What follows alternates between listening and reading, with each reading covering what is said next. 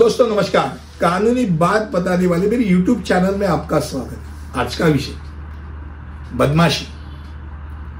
और बदमाशी अलग अलग तरीके की होती है। हम जिसको बोलते हैं गुंड, तो गुंडगिरी करने वाला आदमी। तो एक व्यक्ति का समूह या एक व्यक्ति दूसरे व्यक्ति या दूसरे व्यक्ति का समूह पे बार बार जानबूझकर उसको चोट पहुंचाते हैं।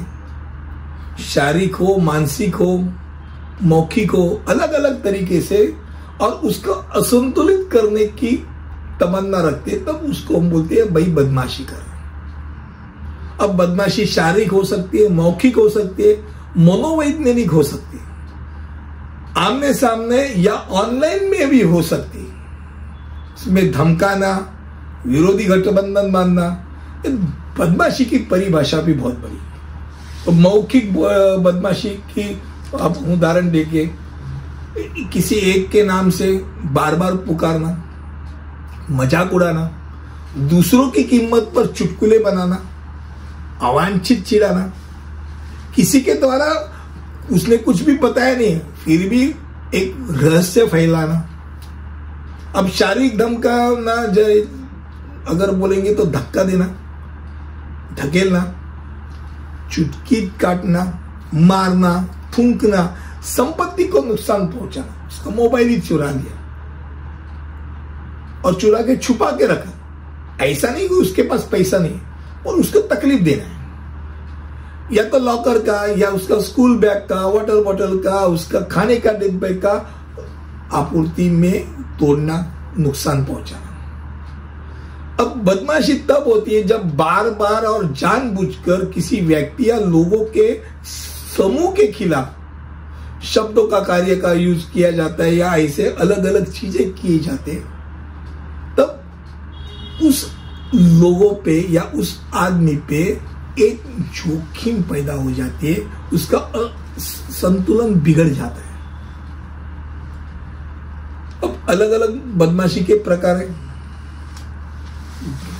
शारीरिक तो बदमाशी बता दी, मारना, लात मारना, वो धक्का देना, पीटना, थूकना।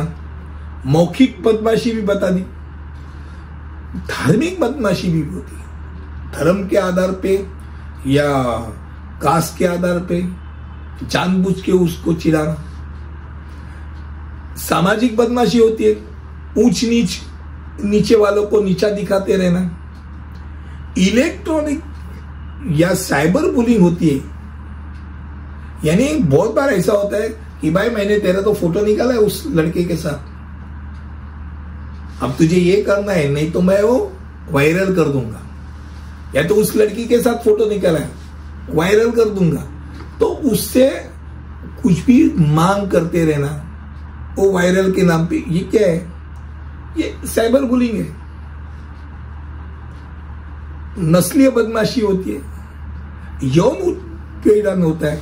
अगर मान लो एक लड़की ने किसी लड़की को ना बोलने के बाद वो लड़का जानबूझकर उसको तकलीफ देने में उतर आता है। कुछ नहीं किया, खाली पीछे पीछे गया, पर इतना पीछे पीछे गया कि वो डर हो जाते हैं उसके ऊपर। ये क्या करना चाहता है? विकलांग तक को धमकाना होता है, या विकलांग पे मजाक करते हैं। तो ये ऐसे अलग अलग बदमाशियों से लड़ने के लिए वही आदमी को खड़ा होना आता है।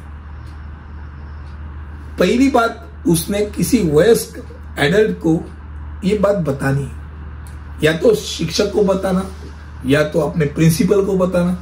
सबसे अहम बात, अपने माँ बाप को बताना, भाई बहन को बताना, उसके कुछ फ्रेंड्स हो, फ्रेंड्स को बताओ। अगर वो क्लब कोई खेल खेल रहा है तो खेल वाले शिक्षक, उसको बताओ। तो इससे क्या होता है, वो लोग इंटरप्ट करेंगे, भाई पूछेंगे क्यों कर रहा है भाई, या फिर उनसे बच के रहना, भाई वो उधर तकलीफ देता, छोड़ो। अगर आपको गुस्सा आता है, गुस्सा मत करना। उनको मजाक ही नहीं लगता यार, गुस्सा करने वाले क्रोध पर इसको क्रोध ही नहीं आ रहा है, उसकी भी मजा, और किसको पकड़ेगा। तो बहादुरी से काम ले। एक बात बताता, कानून में एंटी रैगिंग है, यह अपराध है। मान लो अगर पुलिस में कंप्लेन हो गई तो अगर कॉलेज में है तो कॉलेज में उसकी एडमिशन रद्द होगी। इतना ही नहीं, 2 साल तक उसको कैद हो सकती है, 10,000 तक जुर्माना हो सकता है। और मान लो गलती से वो 18 से कम है, स्कूली बच्चा है, तो पॉस्को की केस लग जाती है, आप काम धंधे पे लग जा सकते हैं। तो ये रैगिंग की बात छोड़ ही दो, और अगर कोई रैगिंग कर रहा है तो उसको लड़ने के लिए तैयार हो जाओ। मुझे लगता है आज कम शब्दों में गुंडगिरी, बदमाशी के ऊपर मैंने आपको बात रखी। अगले वीडियो में ऐसे ही कुछ लेके आऊंगा, तब तक के लिए यही रुकता हूं। धन्यवाद।